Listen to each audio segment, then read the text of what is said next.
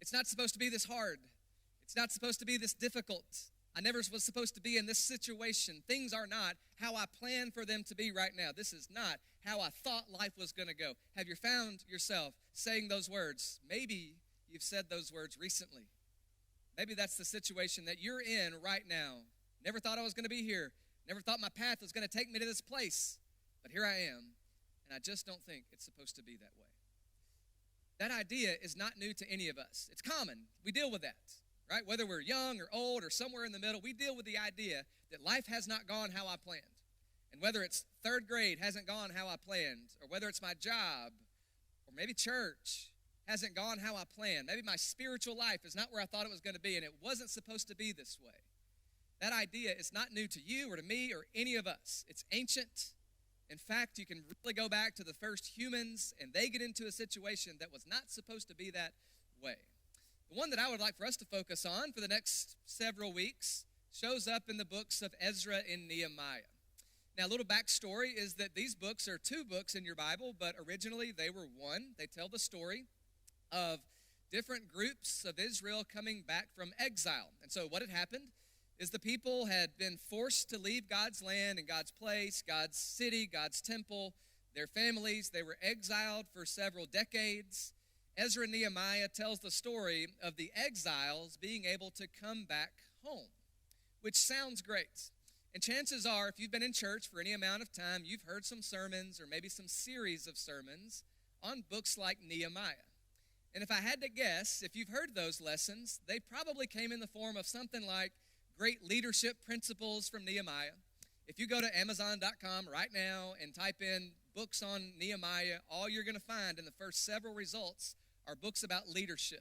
And I get it, because Nehemiah did a lot of things, Ezra did a lot of things that we think equate to good leaders.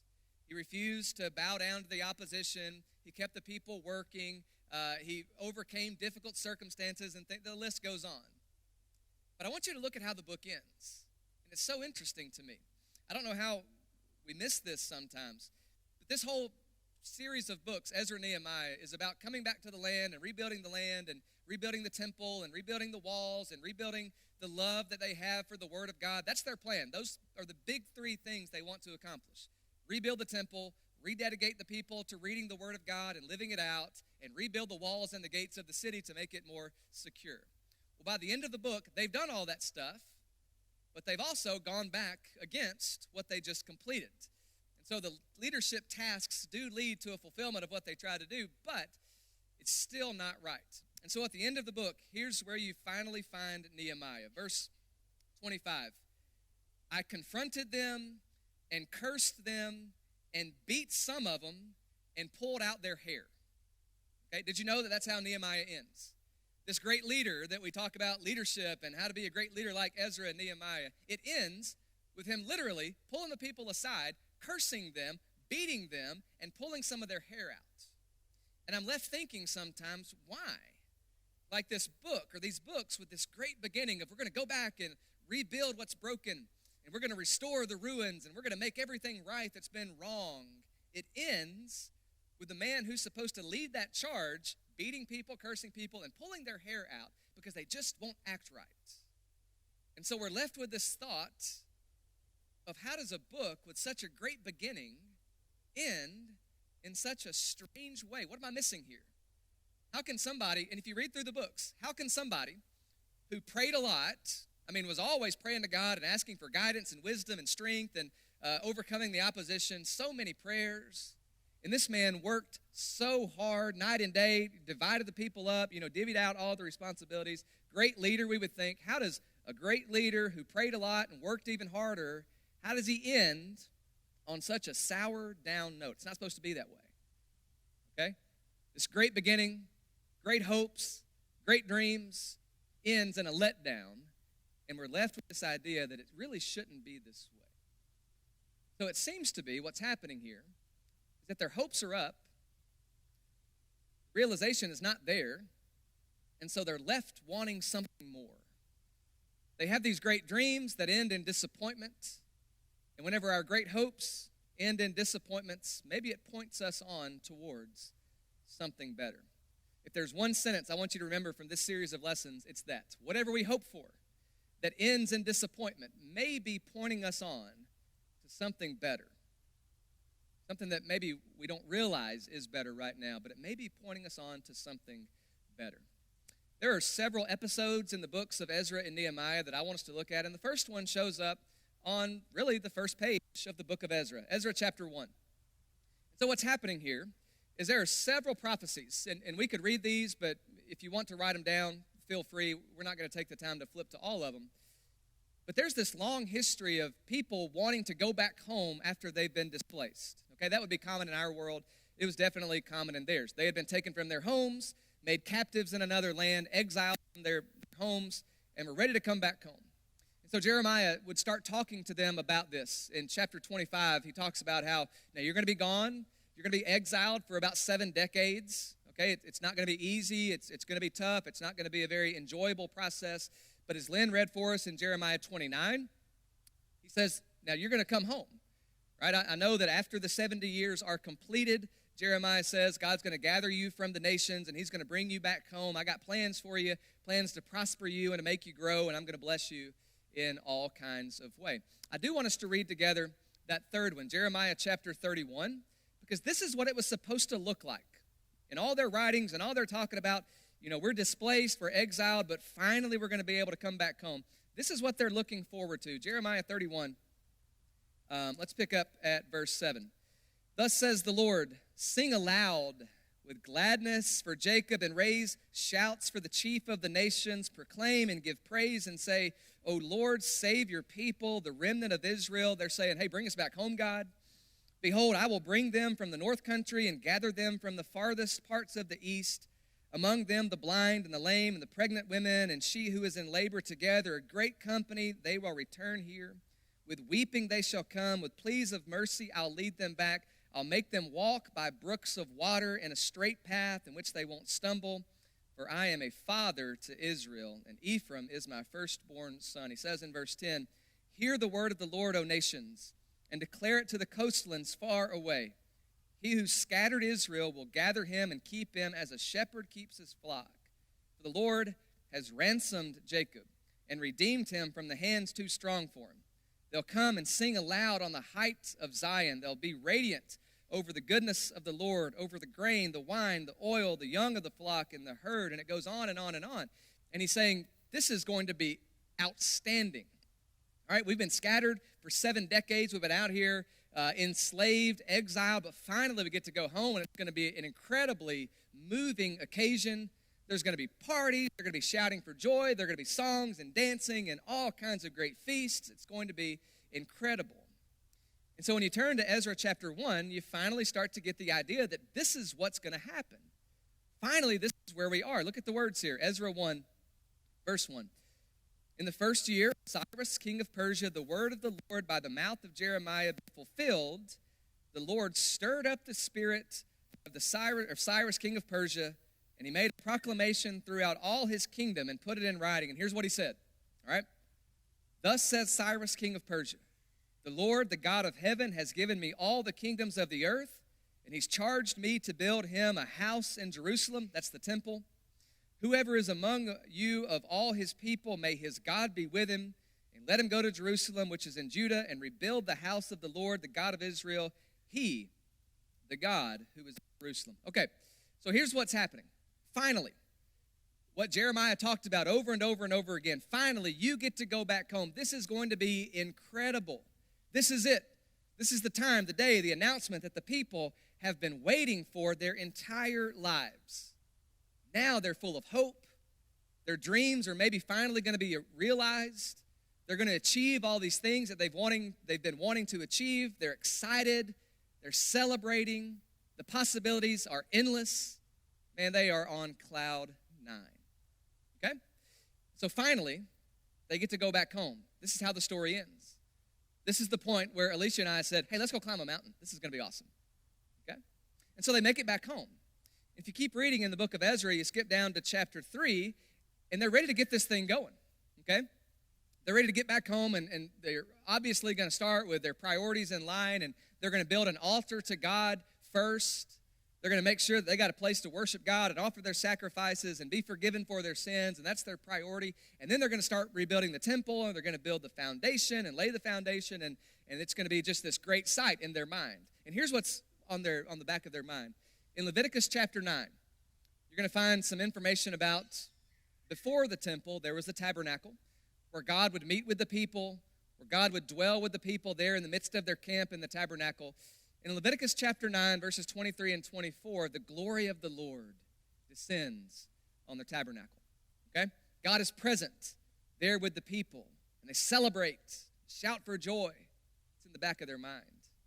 In 1 Kings chapter 8, the first part, verses 1 through 12, the latter part, verses 62 through 66, this is the dedication of the temple when Solomon finally builds the house of God for the first time. And in those verses, in 1 Kings chapter 8, what you're going to find is the Spirit of God, the glory of God dwelling in the temple, shouts of praise, shouts of joy. People are celebrating because God is there dwelling with the people again. Man, they are excited. This is the best day of their lives. This is the most important building, the most important thing that any of them have ever witnessed. God dwelling with his people in his house. It's what they live for. It's what they want.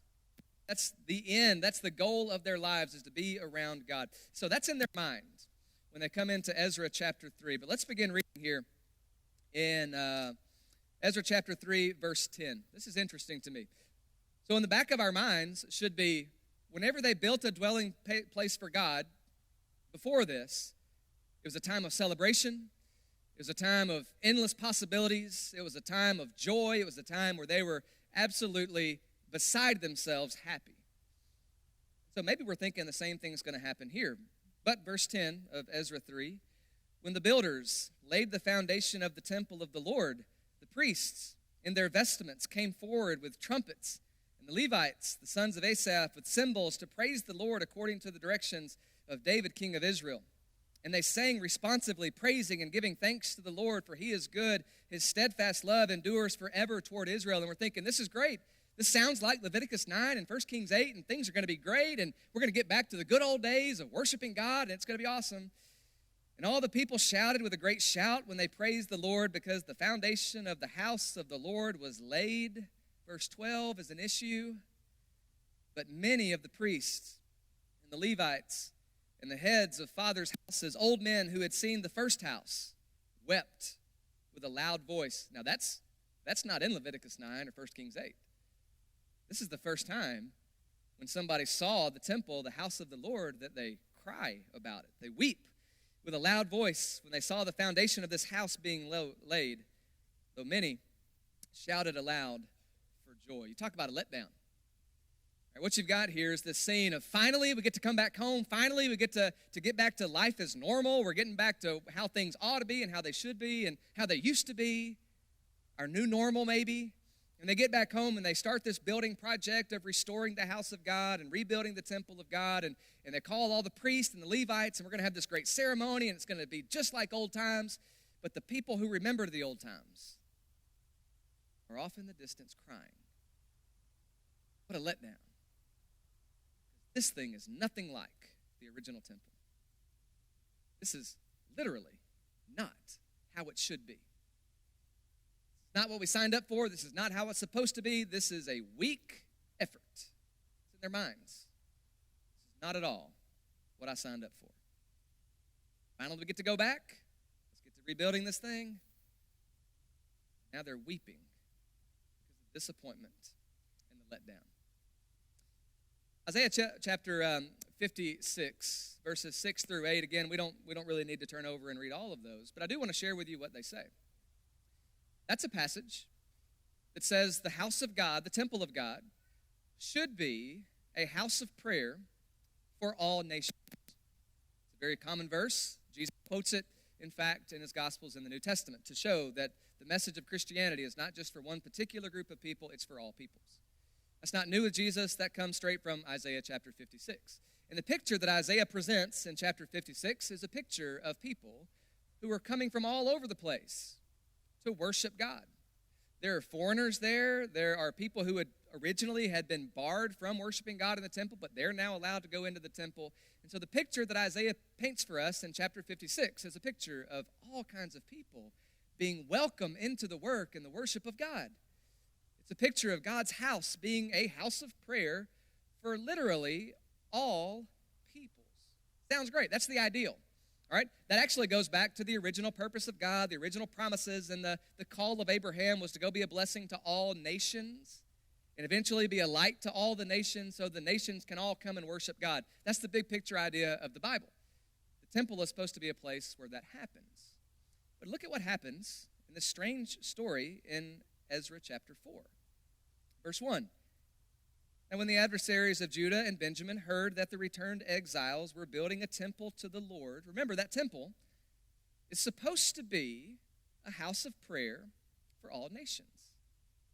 Now when these foreigners heard about it, they're building a temple to the Lord, the God of Israel, they approached Zerubbabel and the heads of the fathers' houses, he's, by the way, the one leading the project, and the heads of the fathers' houses, and said, let us build with you, for we worship your God as you do, and we've been sacrificing to him ever since the days of Esarhaddon, king of Assyria, who brought us here. And I'm thinking, if I'm Zerubbabel or somebody in this building project, great. Like, what a great start. We want this to be a house of prayer for all nations. And look, they're beating down our door, not just trying to worship God and get something from the temple. They're trying to help us build the temple. Sounds great, right? Sounds like the purpose, right? Maybe how it should be. Maybe that's how we're supposed to read that. What happens in verse 3 is interesting. Zerubbabel, Joshua, the rest of the heads of the fathers' houses in Israel, they say to them, you have nothing to do with us in building a house to our God, but we alone will build to the Lord, the God of Israel, as King Cyrus, the king of Persia, has commanded us. Now, I'll be honest, I'm not sure how to read that.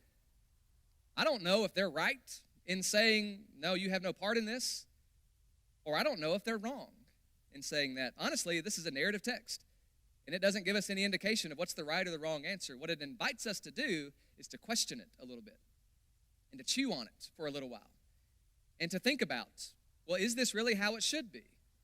Should the people who are coming to offer their help in rebuilding the house of God, should they be turned away?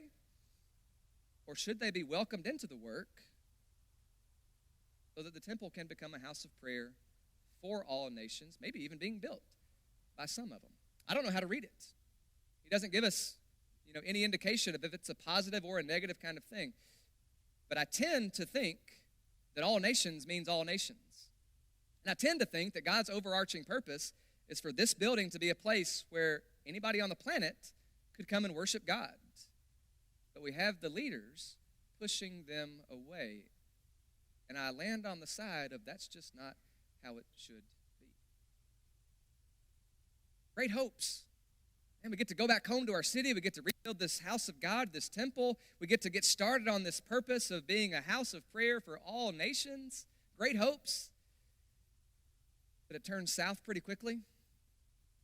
And from that point forward, in Ezra chapter 4 onward, they face a lot of opposition from the outside, from people that they just turned away. They begin to have a lot of infighting from within, people that are supposed to be working on the temple and the gates and the walls of the temple. They have a lot of issues that come up. And so we're left with this idea that these are great hopes and these are big dreams, but they end in disappointment. And it's not at all how it's supposed to be. But I go back to that phrase, that if I have these hopes that seem to end in a lot of disappointments, then maybe it's there to point me towards something better. And I think that's right, because a few centuries later, on that same mountain, one man would be talking about that same temple. He would say, destroy this temple, and in 3 days I will rebuild it. This he said not about the building, but about his body. And you guessed it, that man was Jesus. And so my feeling on Ezra and Nehemiah is that it's a lot of leadership qualities in those two men. Great task, great hopes, great beginnings, ends in failure. We'll talk more about that as we go through this series. But as their hopes end in disappointment, it points them to something better. And so the prophets would begin to write about all the good things that were going to be coming when when God finally takes on flesh and dwells among people. Jesus would claim that about himself as he talked about the temple. Tear it down, and in 3 days I will rebuild it. This he said concerning his own body, because when Jesus lands here, it is how it's supposed to be. God does dwell with people, this time not in a building made with hands, but in a body, in his name, was Jesus. So what is it in your life? Where is there a hole where you feel like it's just not supposed to be this way? And could it be that you have these hopes and these dreams for this next achievement, or climbing this ladder, or for this next relationship, or for this next thing, or for this next person, or your next blank, whatever it is? And you're searching for fulfillment and for satisfaction, and you keep thinking, and if I just get that, or if I just achieve this, if I just accumulate this much, I'm going to be fine, I'm going to be happy. But you find that you always follow your hopes with great disappointments. And maybe it points you to something better. Maybe it points you to the idea that there is a hole in your life that you will not be able to fill outside of Jesus Christ. That seems to be what's happening in Ezra and Nehemiah. This is a story of great leaders who do everything they can pray about, everything they can work towards to help people see the world in new ways, to see God in new ways, to worship God as they should. But it ends every time in failure because they're missing Jesus. These stories should point us to the need of a Savior who was not going to make the mistakes that they make, who was not going to fall down on the job, who was not going to do the wrong thing, who was always going to seek his Father's will. So Jesus comes. Jesus fulfills this hole. He's the something better that we're looking for. And maybe today he's the one that we need to find in our own lives. You have hopes, you have dreams, you feel unfulfilled. You have big ideas that you want to see, you have big things you want to accomplish, but it ends in disappointment. Could it be that's pointing you to the fact that you will never find satisfaction and fulfillment outside of Jesus in this world? He's the place where we get to meet with God. He's the person who welcomes us into a real, lasting, and eternal relationship with God. Realize today that life is not supposed to be this way. Could it be what's missing in your life is the most important relationship you'll ever have, and that's the one you have with the Son of God? Today you may be here and you are a Christian, you're a follower of Jesus, but you've gotten off track. A lot of times that happens. Maybe today is the day that you decide that there is something better that you need to be pursuing in your life, and it's seeking the will of God. So maybe today that's what you do. You decide that you're going to come back to God, you're going to give your life to him. You decide that this day is the day that you get back on the right track. Whether for you that means that you make some relationship right, atone for some kind of wrong that you've done somebody. Maybe today it's that you decide that you're going to repent of whatever you've been going down that's taking you away from God and you get back on the right track. Maybe today it's that you ask the church family here to pray for you about whatever's happening in your world. Maybe today you're here and not yet a Christian. Comes to offer you an invitation, offer us all an invitation. Jesus makes that invitation open for all of us. All who are weary and heavy laden can come to him. And today, the invitation is still open.